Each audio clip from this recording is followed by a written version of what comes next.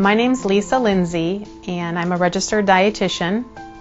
I'm also a certified diabetes educator, and I've been working in the diabetes and nutrition field since 1994. We, as dentists, can recognize diabetes even in the mouth early on. We can see the ravages of diabetes in chronic periodontitis, loss of bone around the teeth, or the redness of the gum.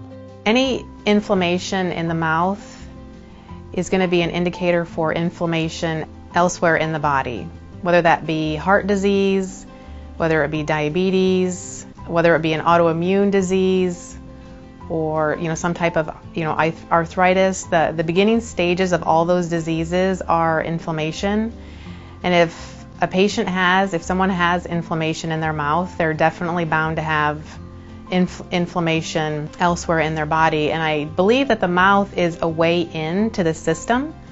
So if there's inflammation in a very acidic environment in the mouth and the bacteria are thriving in the mouth, that's a sure way into the bloodstream, into the systemic system. So without proper nutrition, your body's much more likely to be in an acidic state, which leads to inflammation and then can lead to more dental problems.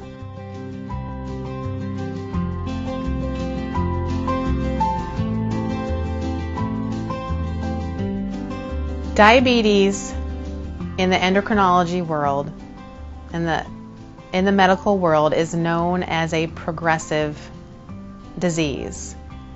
And because that's the way it's treated and that's the way it's taught, the number one thing that medicine overlooks or skips over is the nutrition portion.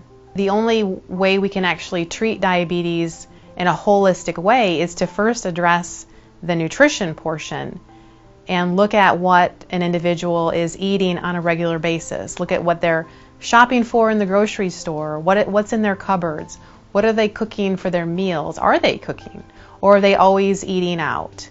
What is their nutritional intake as far as vegetables are concerned, fruits, organic, hormone-free meats, and are they eating a bunch of processed foods that have a bunch of pesticides on them and a bunch of toxins that are coming in? So if we don't address that, we'll never get the patient past that progressive nature of diabetes.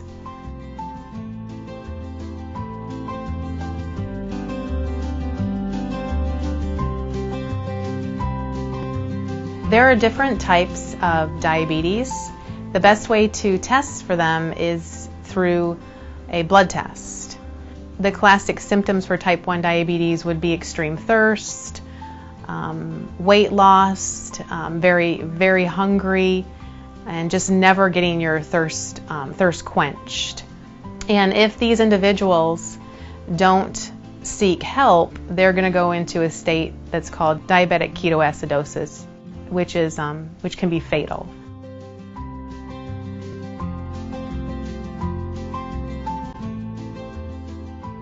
So type 1 diabetes is called an autoimmune disease. It's where the body, for some reason, actually attacks the islet cells in the pancreas that produce insulin. And those islet cells, once they're attacked, they no longer can produce any insulin. And so that insulin production just dwindles and dwindles and dwindles until finally zero insulin is made with type 1 diabetes. Type 2 diabetes is different than type 1 diabetes. It is not an autoimmune disease, so there aren't any antibodies attacking the islet cells in the pancreas. So with type 2 diabetes, the individual typically continues to make insulin, and they often make a lot of insulin. But for some reason, that insulin is not effective. It's not sensitive enough. It's not working efficiently. It's not getting attached to those receptors on the cell to let the glucose into the cells so that the blood glucose in the bloodstream can be managed. The bottom line is that the blood glucose is high. So there's blood sugar in the bloodstream and it doesn't have anywhere to go. It's basically on a highway with no exit ramp, and it's trying to go somewhere. So what happens is it goes to the different organs and it goes to the gums and it causes inflammation.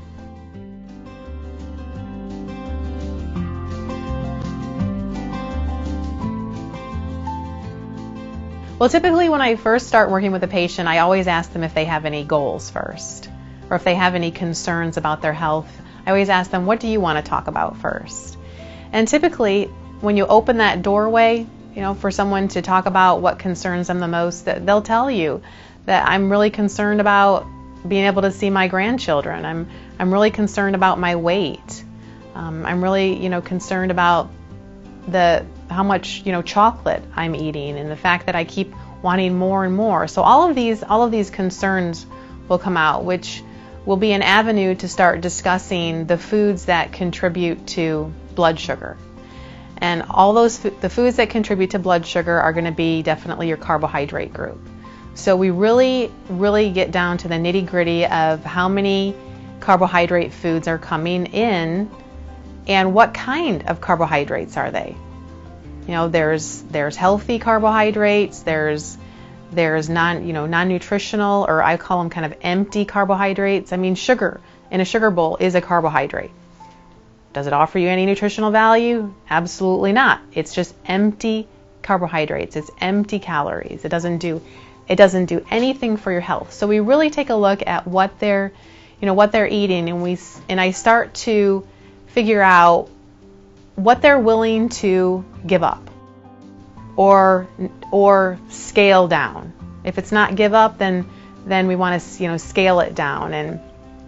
And once they start learning about what affects their blood sugar and what it's doing to their body, and that they do want to achieve a healthy body and a healthy lifestyle, they start to figure out, okay, well, what can I replace this with?